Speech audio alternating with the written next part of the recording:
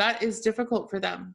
You know, if they do go out on a date and maybe they had some type of feelings or some type of hope in that person, and that person didn't respond to them, meaning they didn't get a follow-up text or follow-up phone call or and ask for a second date, it kind of messes with their psyche. Yeah.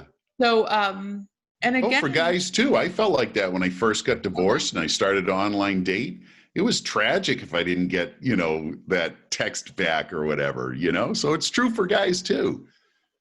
And it was women. I think a lot of the time we forget that there's two sides to this equation, you know, and so there are two people involved. So just as much as you may feel a certain way, you know, there's times probably, you know, you're maybe feeling the same way, and those feelings are, projected onto the other person, that you don't really have those feelings, and they're feeling the same way. And, you know, we tend to think as women of men as stronger, which, you know, physically most often they are stronger, but what about emotionally? Do you think that emotionally men in this situation trying to find a partner, I mean, some are trying to find a partner, some aren't, but we're talking about those that are. Do you think that they feel like that? Do you think that they feel sometimes insecure or defeated? Oh, yeah, absolutely. They're going to be far less likely to talk to anybody about that, though. They'll have those feelings, and then they just won't talk about it. So what can a woman do if they like somebody? How can they express their feelings without being desperate and invasive? How can they tell and not wanting to chase? A lot of time women just, you know, we're talking about people from our era. So traditionally, it's not like it is with the millennials and those past, but we're talking about more people in their 40s, 50s, and 60s, right? And we are more traditional in our way of dating. So what that means is we have been, it has been ingrained in women that no matter how successful you are, no matter what you have to offer, that we feel that we should be pursued by a man. And so what is the balance there for women? So what I'm asking is, so let's say you go on a date, go on a date, you and I go on a date together, right? We just met online and we go on a date together, and I'm interested in you.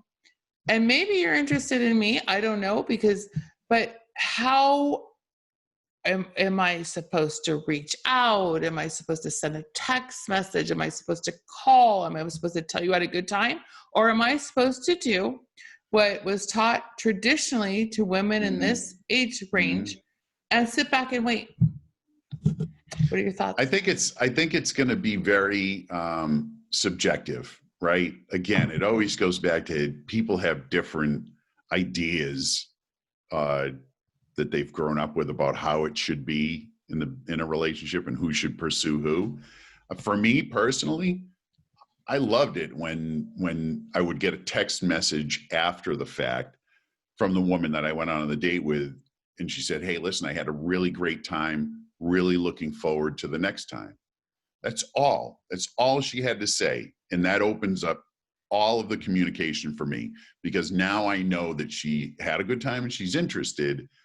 And now I'm free to pursue. Now that's my cue to say, okay, I'm gonna just say, okay, great. I had a great time too. When is that next time gonna be? Like, I'd nailed down that second date. Yeah. So let's say you didn't. Let's say you got busy and you were driving and you got home and you fell asleep.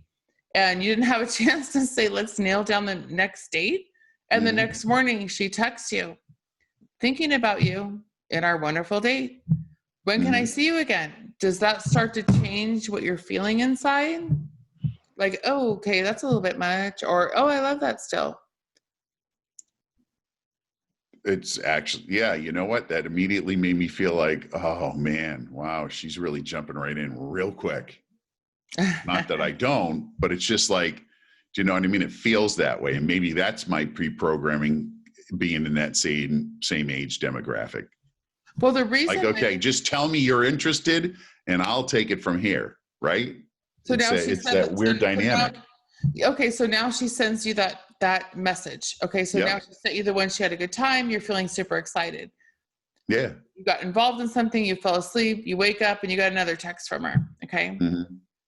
And then you say maybe like me too, I look forward to it. Okay. And you're good. Like you're still status quo. Now you don't reach out because you are busy and you don't have time. You haven't decided what your schedule is or when you can make plans, but it's in maybe you're thinking about it.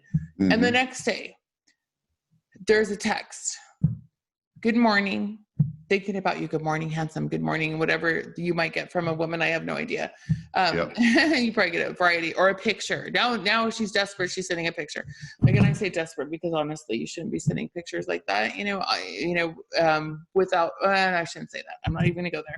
We'll talk about that later, but let me just say, let's just start with the text. So now we're on you've texted back once, and now we're on like a third text. So the initial, like saying, I had a great time and you're super happy. Now she's texted you again. And now like a day passes. It's like maybe 1 or 2 in the afternoon the next day. And she's sending you another text. Mm-hmm. Now, what is your thought process? Like, what's your body chemistry telling you? Like, at that point, if I haven't responded back, and it's like the third text, then I'm saying, this is going to be too intense. Like I can't like engage in this. So you're out. Like already. I'm done. No matter how much you like that person. Yeah. Yeah. Because it's one of the red flags, I guess what you call it.